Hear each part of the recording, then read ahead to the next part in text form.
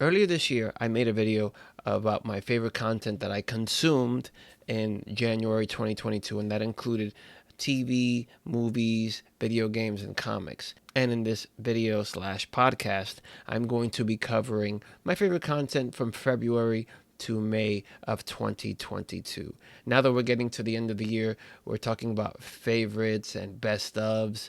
We're going to get to June to December, but let's cover this beginning bit of the year. Once again, these are my favorites. These are recommendations, and you can agree, disagree. Please let me know in the comments below or on the blog at paulhasfun.com. What I've noticed with this particular selection from February to May is I don't really have any games that I've completed during this time. And I'm thinking it's because maybe December, January are traditionally some of the coldest months of the year. I tend to stay inside more and play more games. I dabbled in a lot of games during this time, and I'm talking about from February to May of this year, but I didn't finish anything, and no games made this list. Same goes for comics. I read a few comics here and there, but nothing really stood out to me. So now we got the green screen up. I can go ahead and show you some of the images of some of the shows that I'm talking about behind me. We're just covering February right now, and the very first show that I very much enjoyed in February was All of Us Are Dead. And that's this Korean zombie drama. Anytime there's kind of a zombie thing, I'm in. It takes place in a high school, there's an outbreak, and all the kids get infected, and it seems to be one of these kind of World War Z, people just change fast and they get super hyper aggressive kind of thing. Very much enjoyed it. It being a Korean drama, it made me think of my mom because, and also a lot of female coworkers who've come to me who've shared with me over the years how they are really into the Korean shows. And I just was like, what's the appeal of these Korean shows? Why is everybody into this Korean stuff? And if this series was any indication of it, then I mean, it's not really that different from maybe this is okay. Okay, I'm going off on a tangent here. This kind of had CW type drama, a CW show type drama in a more adult and horror setting. So All of Us Are Dead, great Korean zombie drama, thriller, a little bit of action as well on Netflix, and you can check that out right now. Moving on in February, the other show that I really just kind of stumbled upon and really enjoyed was Reacher on Amazon Prime. I've never been really into the Tom Cruise Reacher movies. I saw the second one, and I thought it was good. It wasn't like nothing out of this world, but it really fit for the way that it was presented here with this like big blonde guy who just seems to be a vagabond and just roaming the country, and he comes to this town and then there's some shit that starts up and he fixes it basically, and he kicks ass and he meets friends along the way that help him. I guess it's the hero's journey, but he not somebody who doesn't seem to be struggling. He just kind of is looking for something, and then he gets into some trouble, and then he kicks a whole bunch of ass, and a lot of people get killed. And this is just like if you're talking about like kind of like an '80s style action movie, action hero. Mixed in a TV show kind of format, that's what Reacher is, and I was there for it, and I enjoyed Reacher. Next up was Peacemaker on HBO Max, and I definitely believe for all geeks and superhero fans and nerds of this stuff, which I include myself in that group, that intro for Peacemaker, where everybody's kind of singing and dancing, the actual stars of the show, is going to go down as one of the more memorable intros for a superhero show in some time. I'm all there always for James Gunn stuff. I like his humor. It's kind of like this disgusting, warped humor that can have a sweetness to it, and between the characters, a sincerity to it, but it's always like kind of blood and guts as well. And I'm there for it. So I enjoy James Gunn, and he's made Guardians of the Galaxy. He's made the second Suicide Squad movie, and he's the new, as of the recording of this video, one of the new heads of DC Films for Warner Brothers. So James Gunn, enjoyed this show. John Cena, good to see. I'm a pro wrestling fan as well, and great to see pro wrestlers do good movies and good TV shows, and this was one of them, definitely. And that was on HBO Max. And another great show that I recommend that I saw in February and very much enjoyed on HBO Max was Euphoria Season 2. The director of the show, he's also the showrunner. I don't think he directed every episode, but the way the show is shot, like visually, it's really amazing. The music in combination with that, he just reminds me of directors of really cool videos from when I was younger. And, it was a thing to watch music videos on TV, like on BET or on MTV. If you want to throw it back even more, like Much Music or Video Music Box, right? Where there were certain directors. I think Mark Romanek was one of them. There was this hip hop like video director who directed fantastic videos.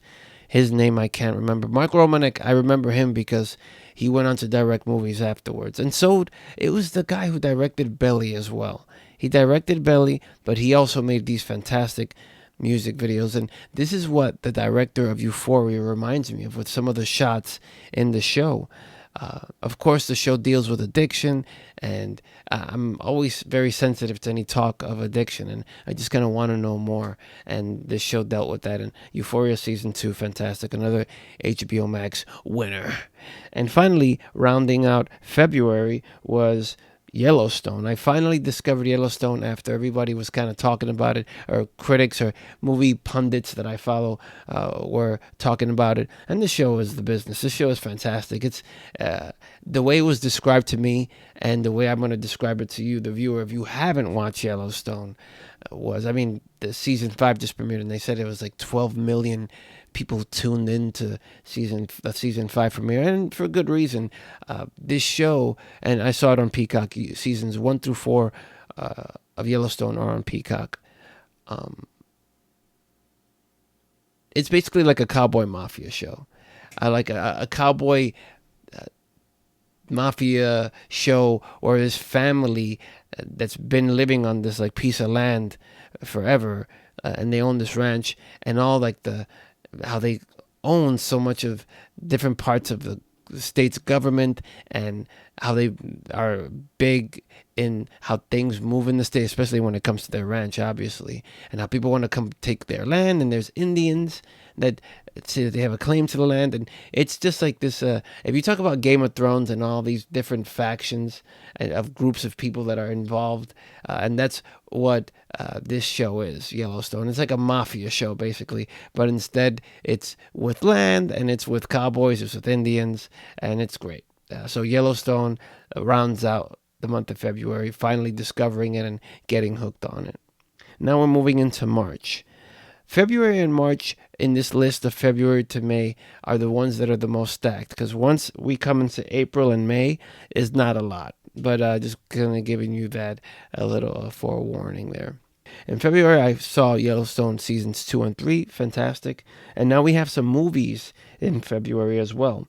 We have Nobody, which is a movie that had come out in 2021, but I finally got a chance to see it on HBO Max. And this is another fantastic action movie, where if you're a fan of the John Wick movies, this movie's kind of similar to that, but with the character, the main actor who plays Saul in Better Call Saul, and Nobody was fantastic. Yeah, the appeal of Nobody was how, in these action movies, like I just said before, Reacher, or even like in a John Wick, you have these handsome actors, these 6 foot tall handsome actors playing the action guy role, and they they kick ass, right? But in this one, it's kind of like an everyday looking guy who is the action hero, and he kicks a whole ton of ass as well. And that is just, I find that so appealing, because you just don't see that often, where like an everyday kind of schlubby guy is the action hero. And this is what's presented here in Nobody. Great action movie, made by the same guys who make the John Wick movies as well, by the way. Nobody's very good. Many of the streaming services, sometimes they're accused where like their own movies that they come out with, and Netflix is the biggest culprit here, where their own movies that they publish are not great. And Netflix, they acquire and they put out there a lot of movies. I would say Netflix is stronger with their TV shows, and I think many would say that. And some of the movies are a lot of fun. I really enjoyed Red Notice. I really enjoyed Gray Man. As you can tell with these recommendations and the movies I'm bringing up, I'm a big action movie fan. I mean, who isn't? But Hulu has some really great original movies or movies that they've acquired that they put out as Hulu originals that are very good. And this being one of them was a movie called Fresh. It's a horror movie with Sebastian Stan where he's a cannibal of sorts. And Fresh was a lot of fun. Abduction movie, cannibal movie. Fresh was great. It was like a surprise, like you don't expect a movie, like I said, a streaming service to have actual good movies of themselves. And like I said, Fresh was great. Really enjoyed Fresh. Now, the next movie that I saw on a streaming service this month, the month of March 2022, that I very much enjoyed was Turning Red on Disney Plus. Turning Red animated movie. I'm not much into animated cartoon movies or anime. It was when I was younger, but my coworkers, so many of them, they love anime. They're younger, but they love anime and all these anime series, animated movies.